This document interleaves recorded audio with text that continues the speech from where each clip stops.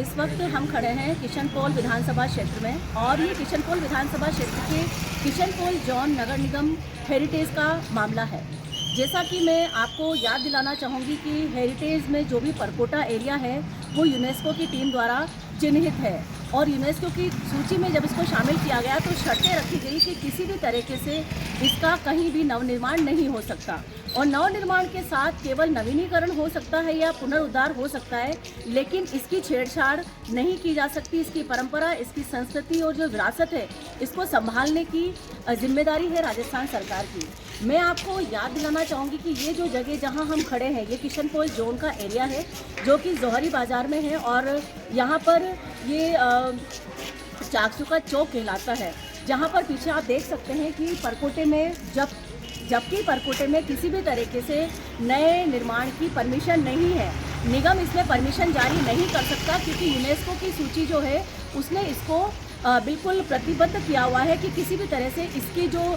विरासत है इसके साथ छेड़छाड़ नहीं की जा सकती। चाकसुका चौक में जौहरी बाज़ार में इस वक्त हम खड़े हुए हैं और यहाँ पर लगातार इस तरह के अवैध निर्माण चल रहे हैं। राजस्थान सरकार अब बदल चुकी है, इस समय यहाँ पर बीजेपी की गवर्नमेंट है और ऐसी स्थिति में जब हम पिछले साल या पिछले वर्षों को हम देखते हैं 5 वर्षों में तो लगातार अवैध निर्माणों से परकोटा घिरता चला आया है और इसकी संस्कृति, इसकी विरासत के साथ लगातार छेड़छाड़ होती रही है। ऐसी स्थिति में अभी ज्ञात हुआ है कि इस बिल्डिंग को सील कर दिया गया है, लेकिन आप देख सकते हैं कि किशनपोल जोन जो उपायुक्त है उसने यहाँ पर किसी भी तरह से कोई भी यहाँ पर नोटिस जारी नहीं किया है। यहाँ पर किसी भी तरह का नोटिस जारी नहीं हुआ है बिल्डिंग सील का। और इवन हम जब यहाँ पर कवरेज करने के लिए आए हैं तो यहाँ पर जो भी पुलिस वाला बिठाया गया है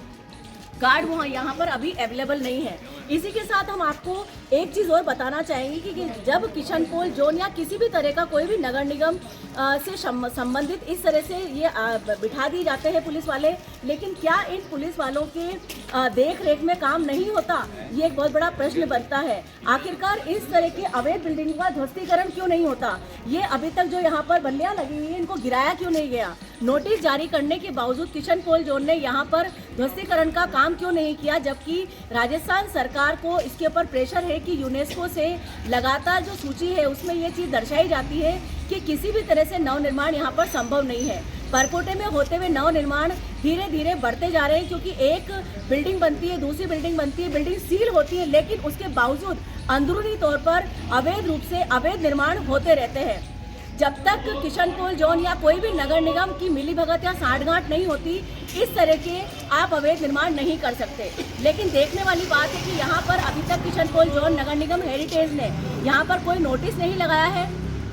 पुलिस गार्ड यहाँ पर बिठा दिया गया है लेकिन गार्ड अभी यहाँ पर अवेलेबल नहीं है। और इसी के साथ सबसे बड़ी बात है कि ध्वस्तीकरण की कार्रवाई क्यों नहीं की गई। आखिरकार किशनपोल के जो विधायक हैं अमीन कागजी या जो यहाँ के पार्षद हैं या यहाँ के जो उपायुक्त हैं या यहाँ के जो कर्मचारी जयन अय्यन है वो सब इस वक्त क्या कर रहे हैं, ये देखने वाली बात है। यहाँ पर इस समय काफ़ी सारे लोग भी मौजूद हैं जो इस बात को जानते हैं कि इस तरह के अवैध निर्माणों पर जब कार्रवाई नहीं होती है तो एक बिल्डिंग के बाद में दूसरी बिल्डिंग, दूसरी के बाद में तीसरी बिल्डिंग बनती है। 5 से 10 लाख और 25 लाख तक का लेन देन तक उपायुक्तों के, अधिकारियों के, जयनों के, अय्यनों के और इनके बीच में हो जाता है और इस तरह से अवैध निर्माण हो जाते हैं और जो विरासत है उस विरासत के साथ छेड़छाड़ हो जाती है। क्या इस वक्त किशनपोल जोन ने यहाँ पर नोटिस नहीं लगाकर एक इशारा दिया है बिल्डर को, या हम ये मान लें कि गार्ड बिठाकर एक इशारा दिया है बिल्डर को, क्योंकि ध्वस्तीकरण नहीं किया गया है और अभी तक बल्लियाँ यहाँ मौजूद है। यहाँ पर कवरेज करते हुए मैं शालिनी श्रीवास्तव लगातार आपके सामने रिपोर्ट प्रस्तुत करते हुए।